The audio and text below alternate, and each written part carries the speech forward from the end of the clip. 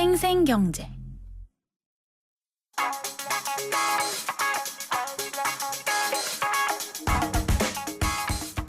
안녕하세요. 멜로디 경제 대중음악 평론가 이대화입니다. 삼성이 갤럭시 유저들에게 무료로 서비스했던 음악 스트리밍 서비스 밀크뮤직이 출시 한 달 만에 위기를 맞았습니다. 한국음악저작권협회 측이 밀크뮤직의 음원을 공급하는 소리바다에 계약 해지를 통보했기 때문인데요. 이번 불화는 무료라는 사업 방식을 두고 불거졌습니다. 밀크뮤직은 갤럭시 유저라면 누구나 사용할 수 있는 무료 서비스였습니다. 이용자는 마음껏 무제한으로 공짜 음악을 들을 수 있고 이때 발생하는 저작권료는 삼성이 부담하기로 한 것이죠. 하지만 저작권협회 측은 아무리 저작권료를 지불하더라도 소비자들에게 음악은 공짜라는 인식을 심어주는 것은 안 된다는 입장입니다. 그러니 밀크뮤직은 얼른 유료로 전환하라는 것이죠. 뮤지션들은 대체로 밀크에 반대하는 입장인데요. 이곳에서 수익이 얼마가 발생하든지 간에 자신의 동의 없이 유통사들 멋대로 음악을 공짜로 풀어버리는 행위가 기분 나쁘다는 분위기입니다. 음악이 사실상 공짜가 되어버린 시대에서 이것을 인정하고 차선책을 찾으려는 사람들과 이 현실을 거꾸로 되돌리려는 사람들 사이의 싸움이 오랫동안 이어지고 있습니다. 정말 어려운 건 양쪽 모두 설득력 있는 주장을 내놓고 있어서 어느 쪽이 맞다고 현재로서는 단정적으로 판단하기 힘들다는 거죠. 음악은 얼마 전 공짜로 음악을 풀어서 화제를 일으켰던 그룹 U2의 신곡 중 하나 듣겠습니다. Every Breaking Wave입니다.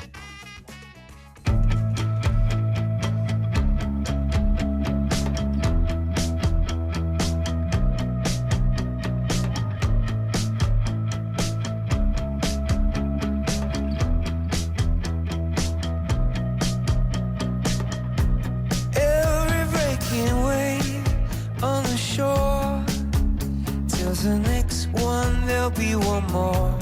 And every gambler knows that to lose is what you're really there for. Summer house fearlessness. Now I speak into an answer phone, like every fallen leaf on the breeze. Winter wouldn't leave it alone. If you go, you're weighing up your mind. Are we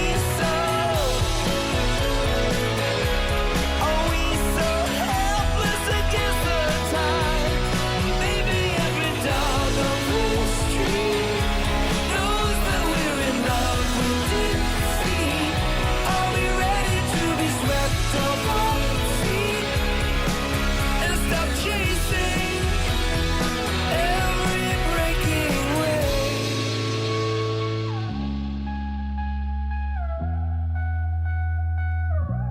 Every sailor knows that the sea. 승기는 손 큰 사람. 토핑을 2배로 주니까 베이컨, 스테이크, 소세지, 오징어, 새우가 듬뿍. 빵 끝엔 크랜베리 크림치즈와 애플 시나몬이 꽉. 토핑이 2배. 토핑 킹. 와, 맛도 2배네. 1588-5588 피자헛. 지금 주문하면 미디엄 가격에 라지를. 영희, 이리 와. 아이 참, 집에 가야 해요. 보일러 안 껐단 말이에요. 하긴 보일러를 집에서만 켜고 끄던 때도 있었지. 국내 최초 스마트폰으로 컨트롤하는 컨덴싱 원격 제어 보일러. 컨덴싱 보일러 여기까지 왔다. 국가대표 보일러 형동나비엔 우리 집 통신 대표 번호 101. TV지를 101로 인터넷을 101로 홈보이도 101로 모두 가입해 CCTV만 봐도 101로 함께 101. 우리 집 통신은 101로 모두 다 해결해요. LG U+. 김윤경의 생생경제. 생생경제 3부 함께하고 계십니다. 최근 금값이 계속해서 내렸었죠. 그래서 이렇게 내렸을 때 사두자 이런 분들이 많았던 것 같습니다. 금반지, 골드바 이런 것들의 매출이 늘고 있다고 하는데요. 금투자에 눈을 돌리는 사람들이 많이 늘어났기 때문인지 지난 13일에는요. 금거래소가 개장된 이후에 역대 최대 거래량을 보이기도 했습니다. 그렇지만 우리나라 최초의 금거래소가 7개월 전에 문을 열기는 했지만 아직까지도 기대에 못 미친다는 지적도 있고요. 금 투자를 또 하기에는 시기상조다라는 의견도 없지는 않습니다. 자세한 얘기는 자본시장연구원의 남길남 연구위원과 알아보도록 하겠습니다. 안녕하십니까? 네, 안녕하십니까? 최근 금값 많이 내려서 그런 건가요? 금 제품들 인기가 많다고 하네요.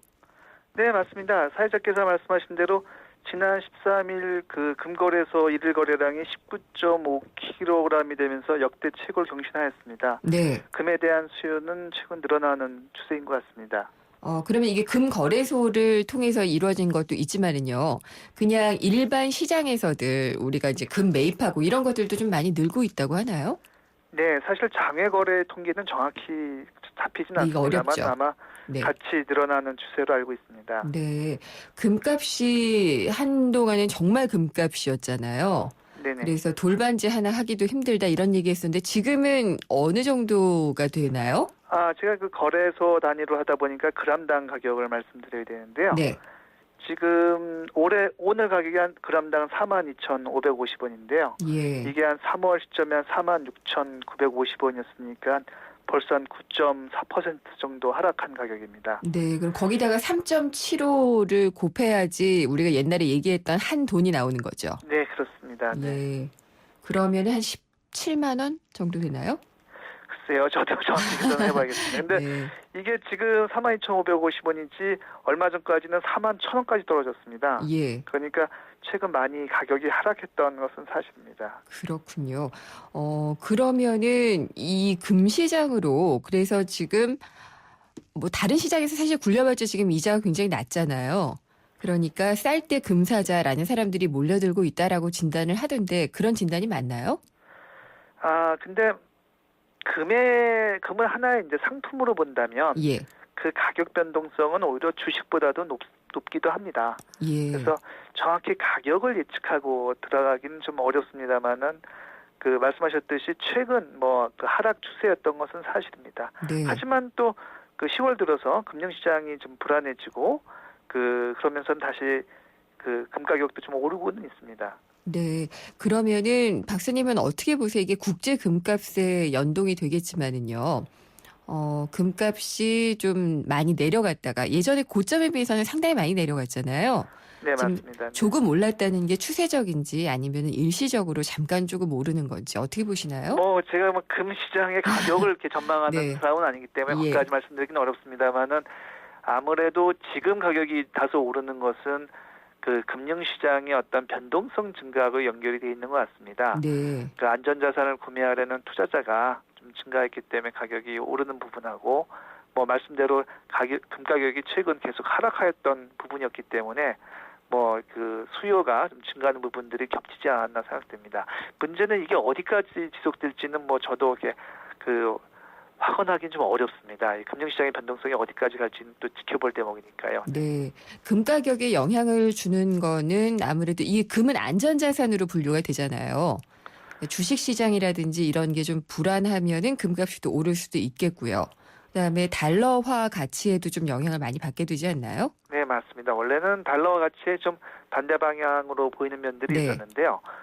지금 국내는 달러 가격도 오르면서 금 가격도 약간 다소 오르는 면도 있는 것 같습니다. 네. 네. 예전의 법칙들이 다 깨졌군요. 국내 시장의 어떤 금융시장의 어떤 수요 변화, 어떤 변동성 증가 이런 부분들의 일시적인 현상일 수도 있고요. 네. 국제적인 금 추세 시장들은 아마 전체적으로 좀 하락하는 분위기였던 건 사실입니다. 네. 그렇군요. 근데 개인들이 금에 투자하려고 하면은요, 금 거래소에 투자를 해도 괜찮은지 이게 방법이 어떤지도 좀 궁금하거든요. 그러니까 개인들이 이제 금을 투자한다는 게 그 목적이 무엇이냐를 좀 구분해 볼 필요가 있습니다. 네. 금 현물을 예. 내가 보유할 목적으로 직접 투자할 것이냐, 아니면 금 가격 변화에 그 수익을 얻을 네. 목적이냐. 그래서 만약에 그 가격 변화에만 연동되겠다고 한다면 사실은 이미 익숙한 그 펀드 상품들도 있습니다. 예. 금 펀드도 있고 ETF에도 있고요. 아니면은 장내 이제 파생 상품 중에 금 선물 또는 미니 금 선물들 같은 이제 그 소유 목적이 아닌 그 거래들이 있습니다. 근데 사실 이 거래들이 갖고 있는 단점은 어떤 거는 선당은 또 증거금이나 이런 것들을 내야 돼서 개인들한테 좀 그 권유해드리기 어려운 부분이 있고요. 네. 그리고 실제 보유하는 것은 또 아니고 만약에 보유 목적이라고 한다면은 그 거래소의 현물 금시장이나 말씀하셨던 네. 아니면 그 전부터 계속 있어왔던 은행들의 그 골드뱅킹 예. 아니면 뭐 진짜 그 종로나 이런 데 가서 장외 거래로 하는 형태가 그 구분될 수 있습니다. 결국은 내가 소유할 거냐 아니면 차익만 내가 얻을 거냐 네. 그리고 소유도 금거래 시장에서 갖고 있는 경우는 1kg 이상에서만 그 찾을 수가 있습니다. 그 전에서는 이제 매매 목적으로만 보관할 수 있는 것이고요. 뭐 예. 그런 특징이 있다는 것을 유념하셔야 될 것 같습니다. 근데 이제 금을 보유하고 있는 것도 사실은 나중에 좀 차익을 생각하고 보유를 하게 되잖아요. 네, 그렇습니다. 예, 그래서 금을 투자했을 때는 어떤 게 수익이 좋은지 이것도 사실 뭐 우문이 될 수는 있어요. 근데 지금 상황에서 볼 때 금에는 어떤 게 투자를 할 때 개인들의 입장에서 볼 때는 좋은지 조언을 해주실 수 있나요? 사실 그 금 현물 그러니까 이제 거래소에서 하는 그런 현물 시장이 저는 여러 면에서 유리하다고 생각됩니다. 네, 사실 그 가격 자체는 뭐 골드뱅킹이나 또는 뭐 그 금 취급하는 그 어떤 귀금속에 비해서 높을 수도 있습니다. 사실은. 네. 하지만 이제 장외 거래가 갖고 있는 단점이 그 품질에 대한 보증, 뭐 골드뱅킹은 뭐 품질을 뭐 보증이 되겠습니다만, 네, 근데 거래 편의성. 예를 들면 지금 현물 거래, 금현물 가격 같은 경우는 우리 주식 거래하듯이 HTS를 통해서 그냥 매매를 하면 되는 것이거든요. 네, 근데 골드뱅킹은 뭐 그럴 수는 없는 거죠. 이거는 그렇죠. 은행에 가서 거래를 예. 해야 되는 거고. 그리고 이제 보관 문제, 뭐 이거 자체는 안전한 장소에 이제 보관이 되니까 이런 부분들이 장외 시장에 비해서 갖는 장점입니다. 그러니까 네. 거래 투명성, 편의성, 뭐 유동성 이런 부분들이 있는 것이고요. 그런 부분들을 생각하면은 실제 장외보다 가격이 약간 높더라도 뭐 보유 목적과 어떤 그 아주 단기적인 거래를 포함하더라도 제 생각에는 그 장내 거래가 유리한 점이 있습니다. 특히 원칙적으로는 장외 거래에서는 부가가치세를 내야 됩니다. 네, 근데 그 이 장내에서 현물 거래에서는 1kg 이상에서 그 찾은 경우만 아니면은 매매 목적에서는 별도의 그 세금을 내지는 않습니다. 그래서 과세상의 혜택도 있다라고 말씀드릴 수 있습니다. 아, 그래요? 근데 이게 금 거래소가 오히려 세금 부담이 있다 이런 얘기를 들었던 게 장외 거래를 할 때는 금 팔 때 매입할 때 냈던 부가세를 돌려받게 되잖아요. 근데 거래소에서는 요게 텀도 좀 있다고 들었고요. 그러니까 예. 우선은 장외 거래 상당 부분이 사실은 불법적 거래인 경우가 많습니다. 탈루 목적에. 그러니까 그런 경우에 비해서는 장내 거래는 뭐 그 개인들이 아까 1kg 단위로 찾으면 부가가치를 내야 되기 때문에 네. 뭐 세금만 보면은 분명히 차이가 있습니다만 그건 합법성과 불법성의 문제인 것이고요. 그러면은 박사님 불법 거래라는 거는 어디서부터가 불법 거래인가요? 우리가 그 금 현물을 사고 팔면서 어떤 부가가치세가 그 이전되지 부가가치를 내지 않는 거래들이겠죠. 네. 그러니까 실제적으로는 그 추적이 안 되는 거래들. 예. 뭐 그런 부분들은 되게 금의 출처 자체도 그 밀수가 돼 있거나 그런 불법적인 거래들인 경우가 많습니다. 그러니까 예. 합법적으로 뭐 골드뱅킹이나 이런 건 다 합법 거래니까 거기서는 개인들이 하는 경우 그 뭐 부가가치세 문제는 동일하다고 생각되고요. 네. 네, 뭐 어떤 사업자가 아닌 경우는 사업자인 경우는 말씀하셨듯이 이제 황금 문제가 있겠죠. 그래서 개인들인 경우에는 제 생각에 그 합법적인 거래에서 어차피 부가가치세를 내야 되는데 네. 그 보유 목적으로 1kg을 다 찾을 게 아니면은 네. 매매 목적에서는 장내 거래는 세금은 없습니다. 그러니까 그 세금에 대한 우려도 약간 좀 과도한 면이 있다고 생각됩니다. 그렇군요. 이제 왜 그 한때 금값 많이 오르고 이랬을 때 등장한 것 같은데요. 네. 저희 아파트에도 금 팔라고 오는 그런 천막이 있었고요.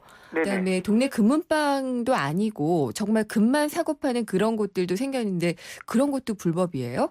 뭐 그걸 제가 일일이 확인할 수는 없습니다만 원칙적으로는 금거래가 일어난다고 한다면은 네.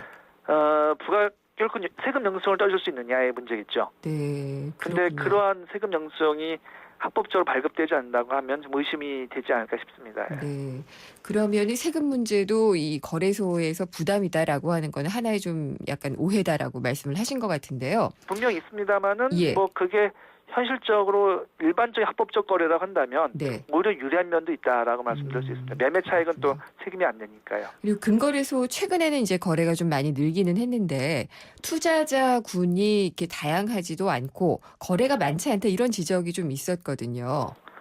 네, 맞습니다. 실제 금 거래소를 보면은 올해 10월달을 제하면은 뭐 일평균 거래량이 한 4kg 내외였기 때문에요. 네. 굉장히 많았다고 볼 수는 없습니다. 다행히도 뭐 10월달 들어서는 지금 8kg을 뭐 전후로 하고 있으니까 거래량이 2배가 늘긴 했습니다만 아직 아마 장외시장에 비해서는 작을 테고요. 실제 거래자들의 한 60% 이상이 개인들입니다. 네. 그러니까 아직 그 투자자들도 다양해지지 않은 것도 사실입니다. 하지만 이 시장이 뭐 오래된 시장은 아니니까요. 좀 지켜볼 필요가 있습니다. 최근에 같은 경우에는 금 공급자로 LS 니코와 같은 이제 대형 재련업자가 또 들어왔기 때문에 네. 뭐 그런 기관의 참여 또는 실사업자의 참여가 확대되면은 예. 시장은 좀 더 어떤 성숙되지 않을까 생각을 갖고 있습니다. 외국 지금 니코 얘기하신 기업은 우리나라랑 합작 기업이죠. 네, 맞습니다. LS 니코입니다. 예. 그 기업 말고 외국 기업들이 좀 들어오고 그러면은 활성화되지 않을까라는 생각도 드는데요. 글쎄요. 금 재련업체로 국내 사업하는 이제 사람들이 들어올 이유가 있을 것 같고요. 예. 사실 뭐 국제적으로 금을 거래하는 네. 제 시장은 뭐 런던이라든지 예. 그렇게 대형 시장이 있기 때문에 아직 국내의 이 금연물 시장이 그 정도의 뭐 어떤 볼륨이라든지 그까지는 예. 아직 좀 시간이 필요하지 않나 싶습니다. 네. 그렇군요. 청취자들이 투자 상품으로 금을 보기 시작한 지 꽤 된 것 같은데요. 많은 분들이요. 금은 어떤 것으로 봐야지 되는지 좀 조언을 부탁드리겠습니다. 네, 금을 흔히 안전자산이라고 많이 말씀하시는데요. 네. 사실은 안전자산인 면이 분명히 있긴 있지만 본질적으로 또 다른 하나의 상품입니다. 예. 그래서 금을 무조건 투자한다라기보다는 그 전체적인 포트폴리오를 구성하는 일부분으로서 금에 대해서도 내가 투자하겠다라고 네. 보시는 게 어떨까 싶습니다. 그 가격이 절대적으로 높고 낮음보다는 실제 주식과 뭐 채권 또는 예금 다른 상품하고 어울려져서 금이 들어갔을 때 내 포트폴리오가 더 안정화되겠다라고 네. 보는 것이 더 적절하지 않나 싶습니다. 금 가격의 변동성 자체는 사실 주식보다도 높은 경우가 많습니다. 네, 알겠습니다. 말씀 잘 들었습니다. 네, 감사합니다. 남길남 자본시장연구원 연구위원과 인터뷰 나눠봤습니다. 양치를 할 때 문질문질 반짝반짝 촉촉촉 마사지해요. 이치는 아픈 잇몸에 직접 착용합니다. 잇몸 치료와 양치를 한 번에 닦으면서 치료하는 잇몸약 이치 부채표 동화약품. 송일국입니다. 프로바이오틱스 고를 땐 두 가지만 기억하세요. 위에서는 쥐락 잡아주고 장에서는 펴락 풀어주고 세계인의 장을 쥐락 펴락 수출하는 프로바이오틱스. 세계가 주목하는 데는 이유가 있겠죠. 쥐락 펴락 띄워락. 건강기능식품 광고입니다. 코웨이에선 정수기 필터 교체하듯이 오염된 매트리스 상단을 새 걸로 교체할 수 있대요. 우와! 게다가 미세먼지부터 진먼지 진드기까지 7단계로 케어해준대요. 우와!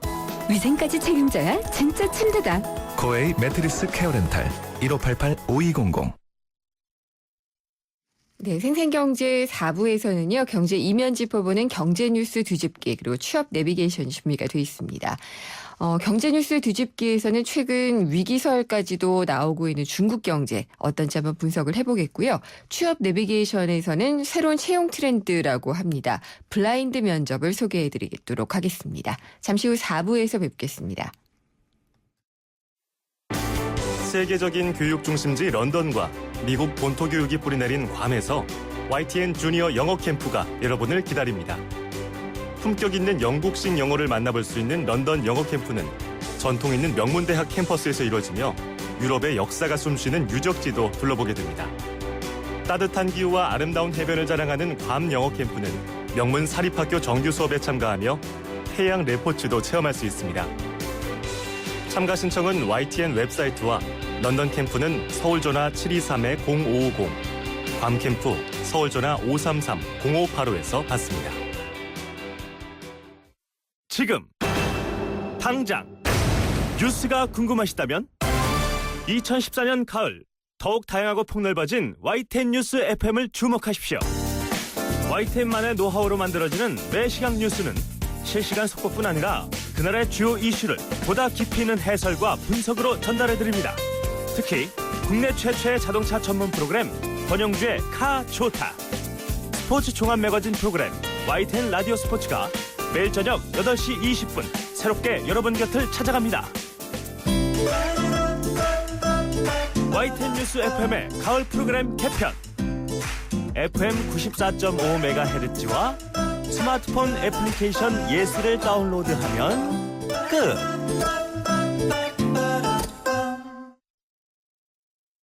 미래를 위한 작은 투자 YTN 라디오 김윤경의 생생경제. 친절한 경제, 오늘의 경제 키워드. 안녕하세요. 경향신문 조미덕 기자입니다. 오늘의 경제 키워드는 사회이사입니다. 한국은 1997년 IMF 외환위기를 겪으면서 기업을 총수나 대주주가 마음대로 운영하도록 놔두면 위험하다는 생각을 합니다. 그래서 도입한 게 사회이사 제도입니다. 외부 전문가를 사회이사로 선임한 뒤 이사회 때 불러서 의견을 내게 하고 회사가 잘못된 길로 접어들 것 같으면 반대표를 내서 견제하도록 한 거죠. 사회이사란 말 그대로 회사에 상주하며 근무하진 않습니다. 주식시장에 상장한 회사는 사회이사를 반드시 1명 이상 두게 돼 있고 자산이 2조 원을 넘으면 3명 이상을 사회이사로 선임해야 합니다. 그런데 실제로 사회이사들이 이사회에서 반대표를 거의 던지지 않아서 감시 역할을 제대로 못하고 거수기로 전락했다는 비판도 받고 있습니다. 퇴직한 관료나 교수들이 사회이사로 취직해 용돈벌이를 하는 수단이 됐다는 비판도 나오고요.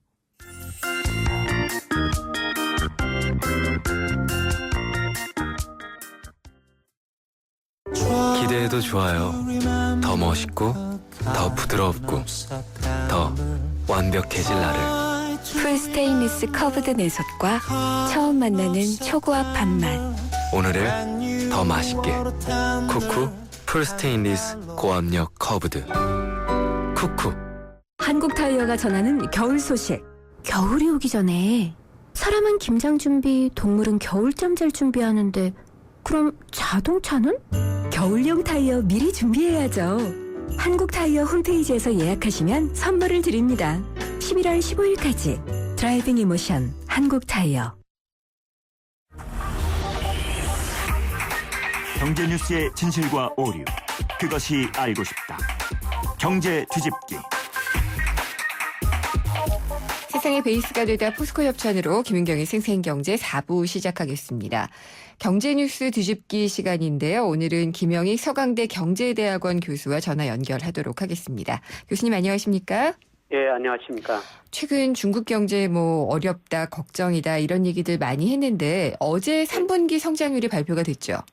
예, 그렇습니다. 얼마 나왔죠? 어제 7.3% 성장이 나왔었는데요. 네. 당초 예상치 전문가들 한 7.2% 정도 전망했었습니다. 전망치보다 더 높게 나왔는데요. 네. 문제는 중국 경제 성장률이 계속 둔화되고 있다 이렇게 볼 수가 있고요. 올 목표치 7.5%를 달성하기 쉽지 않느냐 이런 전망이 나오고 있습니다. 7.5%. 네, 그리고 어제 그 중국 GDP에 산업 생산 소매 판매 이런 지표들이 발표가 됐는데요. 네. 근데 중국이 지금 가인 공급 상태인데 소비는 줄어드는데 기업들이 생산을 늘려가지고 재고가 더 늘어나고 있는 이런 거 좋지 못한 통계도 어제 같이 발표가 됐었습니다. 네. 그래도 7.3%면은 다른 나라에 비해서 상당히 높은 성장률이잖아요.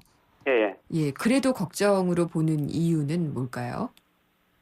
7.3%면 세계에서 볼 수 없는 높은 성장이죠. 그렇죠. 그런데 뭐가 문제냐면은 중국의 가인 투자거든요. 2008년 글로벌 금융위기를 겪으면서 2009년에 전 세계 경제가 마이너스 성장을 했었어요. 선진국 경제가 이때 3.5% 마이너스 성장했는데 중국 경제는 오히려 10% 성장을 했거든요.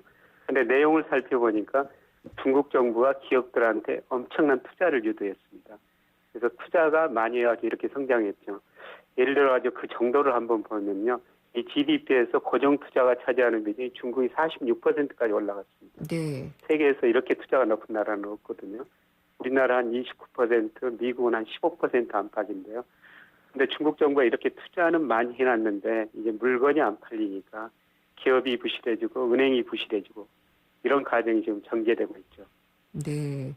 그리고 또 뭐 지금 성장이 둔화될 거라는 경고음이 상당히 좀 많이 들리는 것 같아요.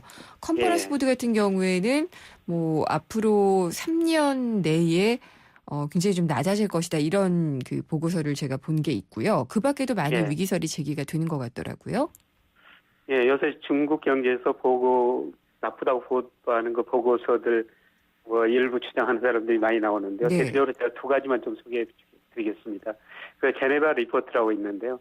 이거는 그 스위스에 있는 국제통화금융연구센터와 영국 경제정책연구센터 이 두 군데에서 발간한 연례 보고서인데요. 네. 이 보고서 내용을 보니까 선진국은 공공부채가 많았고 신흥국은 민간부채가 많아가지고 위기가 올 것이다. 예, 그중에서 특히 중국을 지적하고 있거든요. 중국이 올 6월 말 현재 부채가 GDP의 251%라는 겁니다. 근데 이 선진국이 이보다 더 높은데요. 중국이 이머징 마켓 중에서는 가장 높은 수준에 있다. 네. 그래서 중국에서 위기가 올 수 있다. 이런 식으로 주장하고 있고요. 그 다음에 조금 더 아주 심한 말씀을 하고 있는 분이 조지 메이슨대 코엔 교수라고 있는데 이분이 얼마 전에 우리나라를 방문했었죠. 근데 이분이 얼마 전에 영국의 경제주간지 이코노미스트가 선정한 가장 영향력 있는 경제학자로 뽑혔었는데요. 이분이 중국이 이미 위기를 겪고 있다. 가잉 투자 문제로. 네. 그래서 최근에 1930년대 미국 대공황에 버금가는 위기가 이미 중국에서 시작됐다는 것이죠. 이 정도 극단적으로 보시는 분도 있습니다. 예. 그러면은 과도하게 투자가 됐다. 뭐 여러 분야가 있을 텐데 부동산도 만만치 않게 과잉 투자가 된 곳이죠. 예, 그렇습니다. 지금 부동산에서 주로 투자를 많이 해가지고 중국 경제가 성장했고요. 문제는 지금 부동산 가격이 최근에 떨어지고 있거든요. 네. 부동산 가격이 떨어지다 보니까 이에서 그림자 금융 문제가 대두되고 있습니다. 그래서 그림자 중국의 금융이요? 지금 가잉 투자 문제, 예. 부동산 버블 붕괴, 그림자 금융 이런 것들이 지금 함께 나타나고 있는 것이죠. 그러면은 교수님은 이런 그 위기설들을 보면은 좀 많이 섬뜩하거든요. 이렇게 되면 예. 우리나라도 영향을 많이 받을 텐데 어떻게 보시나요? 저도 정도의 차이지 같은 생각을 하고 있습니다. 사실 네. 저도 부끄러운 책입니다만 지난 6월 달에 3년 후의 미래라는 책을 쓰면서 2008년에 글로벌 금융위기를 겪었습니다만 2017년 전후에 중국에서 시작된 글로벌 금융위기가 다시 한번 올 것이다. 이런 주장을 한 적이 있었습니다만 네. 앞서 말씀드렸습니다만 중국이 지금 가잉 투자 문제에 심각하게 겪고 있거든요. 그래서 투자는 많이 했는데 물건이 안 팔리니까 기업 은행이 부실해지고 있죠. 근데 우리가 88년 이전에 경제가 좋으니까 기업들이 굉장히 많이 투자했는데 그 뒤로 경제 성장이 둔화되고 수요가 줄어드니까 기업이 부실해지고 은행이 부실해지고 97년 소위 IMF 경제위기를 겪었지 않습니까? 네. 부실이 쌓이면 한번 처리해야 되는데요. 중국도 이런 과정을 한번 겪어야 될 것 같습니다. 예. 근데 더욱 큰 문제는 이제 중국이 위기를 겪으면은 글로벌 금융시장에 상당히 타격을 줄 수가 있다는 것입니다. 네, 중국이 미 국채를 1조 3천억 달러 정도 보유하고 있는데요. 외국인 보유 중 21%로 가장 높습니다. 근데 중국이 구조조정을 하게 되면은 돈이 많이 필요하거든요. 네. 미 국채를 어느 정도 매각해서 구조조정 자금을 조달할 수가 있다는 것이죠. 네, 그러면은 이 중국의 구조조정이 미국까지도 큰 타격을 줄 수가 있다는 겁니다. 네. 아마 제가 생각하기에는 조금 비관적인 이야기로 들릴지 모르겠습니다만 네. 2008년보다 조금 더 심한 위기가 한번 올 수가 있다는 것이죠. 근데 이제 중국의 성장률은 사실 고무줄이다 이런 얘기들도 해요. 네. 정부가 어떻게든 맞출 수 있는 그런 체제가 아니냐라는 얘기도 하고요. 그다음에 이런 과정이 정상적인 구조 조정 과정이다라고 보는 견해도 있거든요. 예. 네. 근데 정상적인 구조 조정 과정이면 별 문제가 없는데요. 네. 근데 제가 생각하기에는 부실이 정부가 통제할 수 없을 만큼 늘어난다는 것입니다. 지금 그런 상태라고 보고 계신 거군요. 예. 예. 그래서 전에 은행 구조조정을 한번 했었는데요. 네. 그때는 정부가 통제할 수 있는 수준이기 때문에 공적 자금 네. 투자해가지고 은행 구조조정을 했거든요. 근데 지금 은행 기업들 그다음에 그림자 금융 이런 부실이 쌓이고 있는데 정부가 통제할 수 없는 수준이면은 결국 이 길을 한번 겪어야 되는 것이죠. 그렇군요. 가장 중요한 건 우리 경제 영향이에요. 이 부분은 뭐 7%대만 유지해주면 괜찮다라는 게 정부 쪽에서 흘러나오는 얘기인 것 같고요. 교수님 보시기에는 어떤가요? 근데 우리 경제가 수출 의존도가 높아지고 그중에서 중국 의존도가 높아졌거든요. 네. 2000년에 우리나라 수출 중에서 중국이 차지하는 비중이 11%인데 그렇죠. 최근에 26%까지 올라갔습니다. 사실 그동안 중국 경제가 좋았기 때문에 우리 경제가 이 정도라도 성장할 수 있었는데 네. 중국 경제가 나빠지면은 우리 경제가 가장 타격을 받을 수밖에 없는 것이죠. 일부 연구소에서는 중국 경제 성장률이 1%포인트 감소하면은 우리 경제 성장률도 한 0.4포인트 떨어질 것이다. 연관성이 꽤 높네요. 예. 이 정도 예상하는 데도 있고요. 예. 예, 저는 앞으로 중국이 구조조정을 겪으면서 중국의 자산 가격이 굉장히 싸질 거라고 보고 있거든요. 네. 예, 우리가 IMF 경제위 겪으면서 사실 우리나라 환율 많이 올라가고 자산 가격 폭락하니까 외국인들이 우리나라 들어가지고 참 돈 많이 벌어갔지 않습니까? 그렇죠. 대표적으로 론스타가 애한은행 사가지고 수조 원 벌어갔다. 예. 이런 이야기도 있는데요. 아마 중국이 구조조정을 하면서 그 과정에서 저는 중국의 자산 가격이 많이 떨어지리라고 보고 있습니다. 그럼 우리가 들어가야 되나요? 예. 그동안 우리가 중국으로 수출해가지고 매년 작년에도 630억 달러 정도 돈을 벌어왔습니다만은 네. 저는 그 돈 가지고 이제 중국 금융자산 사가지고 돈 벌 때가 조만간 도래하지 않을까 이렇게 준비해야 된다고 생각하고 있습니다. 일종의 벌처 투자 같은 거네요? 예, 그렇죠. 네. 중국 기업, 주식, 부동산, 채권 전부 저는 싸지는 경우가 있으리라고 생각하고 있습니다. 네. 더욱 중요한 것은 중국이 그동안 세계 경제에서 제조 및 무역 강국을 외쳤는데요. 예. 이게 이미 달성을 했거든요. 작년에 중국의 수출입 규모가 4조 1,600억 달러 미국을 앞질렀습니다. 네. 근데 중국이 목표하는 것은 앞으로 금융 강국 유한화의 국제화죠. 앞으로 그렇죠. 중국이 이거 자본시장 자유할 수밖에 없습니다. 예. 자유하는 과정에서 중국 자산가격이 싸지면은 그리고 중국 가서 돈 한번 벌어볼 수 있는 기회가 올 것 같습니다. 그런 것들을 우리가 좀 대비하고 준비할 필요가 있겠네요. 예, 지금 많은 금융회사에서 준비하고 있고요. 네. 알겠습니다. 오늘 말씀 잘 들었습니다. 감사합니다. 예, 고맙습니다. 김영익 서강대 경제대학원 교수였습니다. 생생경제를 다양하게 만나는 방법. YTN 라디오 앱 예스와 YTN 라디오 웹사이트, 팟캐스트를 통해서 실시간 청취와 다시 듣기가 가능합니다. 언제 어디서나 손쉽게 만날 수 있는 생생경제. 참 좋다.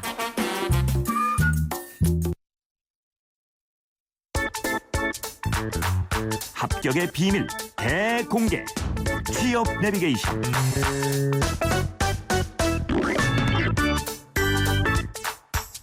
많고 많은 어려운 문제 중에서도 정말 어려운 게 취업, 일자리 구하기인 것 같습니다. 그래도 남보다 좀 빨리 정보를 알고 접근을 하면 좋겠지요. 자세하게 소개를 해주실 분입니다. 인크루트 서미영 상무님 전화 연결돼 있습니다. 안녕하십니까? 안녕하세요. 네, 요즘 채용시장에서 블라인드 면접이라는 것을 많이 한다라고 하는데요. 네네. 블라인드를 치고 하는 면접인가요? 가리고 하는 면접이라는 뜻은 맞는 거고요. 안 보이게. 면접 전형 시에 네. 후보자에 대한 정보를 사전에 제공하지 않는 면접을 네. 그렇게 부르고 있고요. 그 열린 채용의 도입이라든지 역량 위주의 채용이 이제 진행되면서 스펙에 대한 그 편견을 가지지 않는 객관적 평가를 위해 기업들이 많이 도입하고 있습니다. 네. 학벌, 학점, 어학점수 등 우리가 그 스펙이라고 이야기하는 그런 정보를 면접관에게 제공하지 않기 때문에 면접 과정에서 뭐 오디션이라든지 포트폴리오 및 기획안 조치를 요구하거나 미션 수행 등의 다양한 방법론이 겸해서 사용되어지고 있고요. 네. 이번 시즌에 그 블라인드 면접을 진행하는 기업 사례로는 뭐 우리은행이 있는데요. 예. 지원자가 면접관에게 신용카드를 판매하거나 패키지 상품을 건네하는 등의 역할극 미션을 통해서 면접을 진행하기도 하고요. 신한은행의 경우에도 영업점에서 발생하는 여러 가지 업무 상황에 대해서 어떻게 효율적으로 대처하는지를 PT를 통해서 설명하는 방식을 요구하기도 했습니다. 네. 그러니까 뭐 이 외에도 뭐 신세계, GS그룹, 대웅제약 등 일반 기업에서도 지금 블라인드 면접을 채택하고 있는 흐름이 있어요. 더 어려운 것 같은데요. 어렵죠. 예, 스펙을 탈피해도 또 새로운 또 장벽이 기다리고 있는 것 같은데 이 네네네. 블라인드 면접에 대해서 그러면은 취업 준비생들의 반응은 어때요? 어렵죠. 우리도 어렵다고 어렵다. 생각하는데. 예, 역시. 네, 내가 쌓은 스펙 혹은 스펙의 결과를 중심으로 진행된 것이 기존의 이제 면접 준비 방식이라고 하면요. 네. 블라인드 면접은 어떤 질문이 나올지 예측하기가 어렵죠. 그러니까요. 취업 준비생들에게는. 그래서 예. 준비 방식이 달라질 수밖에 없는데 그래서 애로를 호소하기도 하고요. 실제로 취준생들에게 블라인드 면접을 어떻게 생각하는지 인크루드가 설문조사를 해봤는데 45.1% 정도가 오히려 더 많은 준비를 해야 할 것 같아 부담스럽다라고 응답을 했고요. 네. 스펙으로 평가받지 않아 긍정적이다라고 이제 응답은 이보다 좀 낮았습니다. 네. 그래서 생각보다 좀 어려워하는 그 부분이 있는 것 같고요. 뭐 아까 말씀드렸던 것처럼 역할극이라든지 토론, 오디션 등 그동안 접해보지 않았던 면접 유형들을 새롭게 준비해야 하기 때문에 기존의 예상 질문지 위주로 면접을 준비하던 방식에 익숙한 취업 준비생들은 부담을 느낄 수 있죠. 네. 정말 뭐 스펙이 더 낫다 이런 말도 나올 것 같아요. 네, 실제 그런 이야기들이 나오고 있습니다. 그렇죠. 근데 이 블라인드 면접 스펙이 아깝다 이런 방식이 이야기도 나오고 있고요. 네? 어떤 이야기요? 그동안 쌓아온 스펙이 네. 지금 이제 이런 서류 전형이나 면접 전형에 활용되지 못하고 있으니까 예. 오히려 아쉽다 이런 응답들도 나오고 있는 거죠. 그럴 것도 같아요. 네네네. 예. 근데 이 면접 방식이요. 블라인드 네. 면접을 하면은 정말 역량 있는 선수들을 잘 뽑는 그런 신뢰 있는 방법이긴 한가요? 네, 좋은 사람을 뽑을 수 있는 것인가 이게 이제 관건인데요. 인사 담당자의 53% 이상이 블라인드 면접을 긍정적으로 보고 있었고요. 예. 또한 현재 블라인드 면접을 시행하고 있다고 대답한 인사 담당자들이 블라인드 면접을 통해 채용된 직원에 대한 만족도가 있다라고 응답을 했습니다. 그래서 선호하는 유형으로 자리 잡을 수 있을 것으로 전망도 되는데요. 반면에 취준생들은 블라인드 면접에 대해 의구심을 가지고 있었는데요. 네. 블라인드 면접을 얼마나 신뢰하시나요라는 질문에 대해서 가반수가 넘는 이제 응답이 최소 스펙은 그래도 볼 것 같다 이렇게 이제 응답하고 있다라는 예. 것이죠. 불신하고 그래서 있군요. 네, 이런 블라인드 면접이 또 자리를 잡으려면 기업과 후보자 간의 신뢰형성이 좀 더 필요한 대목이 아닌가 싶긴 합니다. 네, 그럼 인사 담당자들은 지금 블라인드 면접이 효과가 있다라는 쪽이 네. 의견이 더 많은 걸로 나타나는데, 네. 그러면은 좋다고 보는 쪽의 의견, 그리고 좀 뭐 별로다라고 생각하시는 분의 의견, 각각 좀 어떤지 소개해 주세요. 반응이 반으로 좀 나뉘는 것 같은데요. 긍정적이라는 비율이 한 53% 정도 있었는데요. 네. 부정적이라는 응답도 한 46% 정도 나왔습니다. 그래서 부정적이라고 응답하시는 분들은 기존의 방식을 주로 이제 고수하는 방식들인데요. 긍정적이라고 응답한 것들을 좀 분석을 해보면 스펙 이외의 방법으로 구직자를 평가할 수 있어서 참신하다라는 이제 응답들이 많았고요. 부정적이다라고 응답하신 인사 담당자들의 사유들을 들어보면 오히려 기준이 모호해져서 채용이 어렵다라는 거죠. 면접이 어려워졌다라는 거죠. 예. 네, 뭐 이런 응답 그리고 면접 준비 상황이 훨씬 더 어쨌든 시간 투자들이 있어야 되는 거잖아요. 인사 담당자들도요. 예. 네네. 그냥 서류 보고 질문하는 게 아니니까. 그렇죠. 네, 오히려 이제 준비 과정에 이렇게 시간 투자가 더 있어져서 이제 부담스럽다. 뭐 이제 이런 이유들을 들었습니다. 수많은 취준생과 또 인사 담당자들을 다 알고 계신 서미영 상무님께서는 블라인드 면접 어떻게 보시나요? 사실 저는 이런 설문에도 불구하고요. 예. 블라인드 면접이 채용의 유의미성을 가지기 위해서는 면접 도구가 회사와 직무에 맞도록 매우 구조화되어야 할 것이라고 생각을 합니다. 예. 어쨌든 현황은 블라인드 면접을 시행하는 기업의 만족도도 있고 주로 이제 과거에 실시되었던 것이 공무원이나 국가직 면접 시험이었는데 최근에는 금융권이나 일반 기업으로 넓혀지고 있는 것이 사실인데요. 그러나 저는 일반적으로는 기업들이 역량 중심의 면접 질문이 설계되는 구조화된 면접이 네. 기반이 되지 않을까 싶고요. 이런 기반 위에 이제 블라인드 면접 방식의 방법론들이 차용되는 방식으로 자리 잡혀지지 않을까라고 생각을 해요. 그러니까 이제 근본적으로 면접의 구조화, 시스템화가 필요하다라는 그렇죠. 네. 의견이시군요. 네네네. 지금은 좀 많이 부족하다고 보시는 거예요? 네, 그냥 블라인드 면접만 가지고 네. 좋은 인재를 선별할 수 있는 도구의 타당성이 아직 검증되었다 이렇게 생각하지 않고요. 예. 그러니까 기업마다 필요한 인재상들과 요구되는 역량들이 다 틀리기 때문에 일반적인 방식이 내 회사에 그 필요한 이제 인재 요구에 담았다 이렇게 판단하기는 어렵다라는 것이죠. 네. 그래서 뽑는 상황에 맞게 면접은 구조화 설계가 되어야 된다 이렇게 생각을 합니다. 그렇군요. 이제 많은 구직자들이 면접 앞두고 있을 텐데 특별하게 이 블라인드 면접을 준비할 수 있는 방법이 있을까요? 블라인드 면접을 보기 때문에 좀 더 다른 점이 있는가를 한번 물어봤어요. 인사 담당자들에게. 네. 그러니까 블라인드 면접을 할 때 지원자에게 가장 중요한 요소가 무엇입니까? 라고 이제 여쭤봤더니 인성이 71%였고요. 직무 역량이 28%였습니다. 예. 지원자에 대한 정보가 일체 없는 상황이다 보니까 인사 담당자들은 지원자의 면접 자세나 조직 적응력, 팀워크 등의 인성에 이제 중점을 두고 파악하는 것으로 판단은 되는데요. 하지만 역량을 파악하기 위해서 앞서 이제 제가 언급드렸던 것처럼 뭐 오디션이라든지 프레젠테이션이라든지 토론이라든지 이런 이제 다른 이제 형식들이 도입이 되고 있잖아요. 네. 그래서 이런 것들이 추가되는 것만큼 문서라든지 혹은 구술적으로 표현 능력을 평소에 좀 쌓아두시는 훈련들이 좀 필요하다라고 생각이 되고요. 그래서 네. 어떤 형식의 요구사항이 되더라도 대응이 가능하도록 하는 것이 필요한데, 이게 이제 아까 앞서 말씀드렸던 것처럼 모의 그 문제를 놓고 연습하는 것으로 이제 해결되는 것은 아니라는 것이죠. 네. 네. 그래서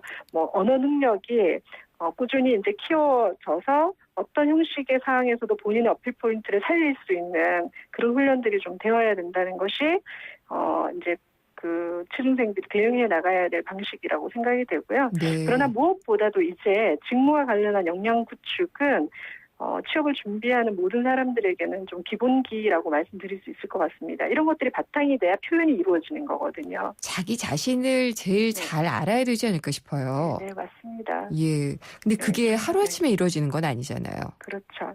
뭐 예전처럼 이게 뭐 단기간 준비해서 취업 시장에 나가고 이런 것들이 아니라 네. 진학에서부터 이제 꾸준히 이제 취업을 준비하는 그런 이제 활동들이 이제 필요해진 시대가 좀 된 것 같아요. 네. 그러면 이제 블라인드 면접 같은 경우에 아무래도 뭐 병행을 하든 이것만 하든 늘어나는 추세기는 한데 네. 반드시 이것만은 좀 준비해라. 아까 인성을 좀 많이 본다고 했잖아요. 네네. 그런 것도 좀 어떻게 갖출 수 있는 전략 같은 건 없을까요?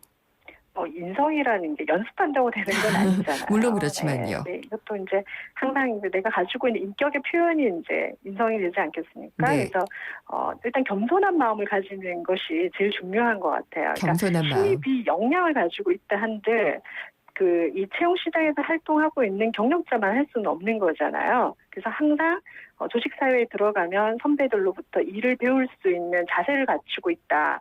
이것의 바탕은 저는 겸손이라고 생각을 하고요. 네. 그리고 공부하고 배울 수 있다라는 열정 이런 예. 것들이 인성으로 다 표현이 되고 있는 것 같아요. 혹시 이제 경력 사원들 모집할 때도요. 경력 사원 채용할 때도 이런 블라인드 면접 실시하고 그러나요?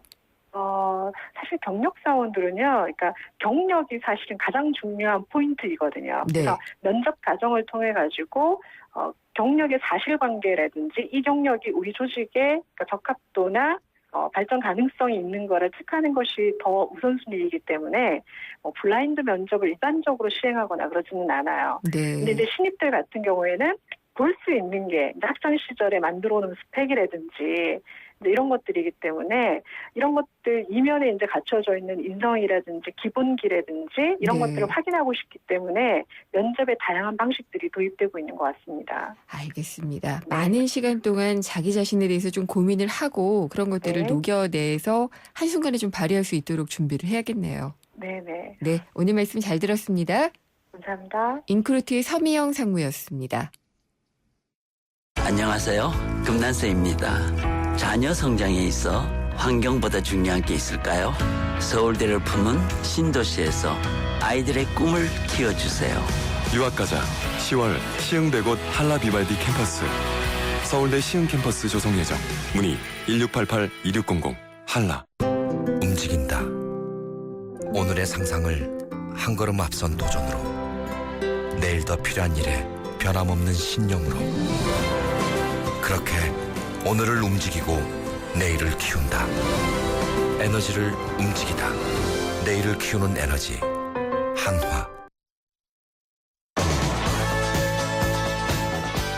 김은경의 생생경제 오늘 준비한 순서는 여기까지입니다. 다시 들어보시고 싶으신 분들은 홈페이지나 팟캐스트 또 스마트폰 앱 예스를 통해서 확인하실 수가 있고요. 인터뷰 내용은 전문으로도 올라옵니다. 또 SNS를 통해서도 친구가 되어주시면 보다 다양한 얘기를 보실 수가 있습니다. 다음 시간에 찾아뵙겠습니다. 김은경이었습니다.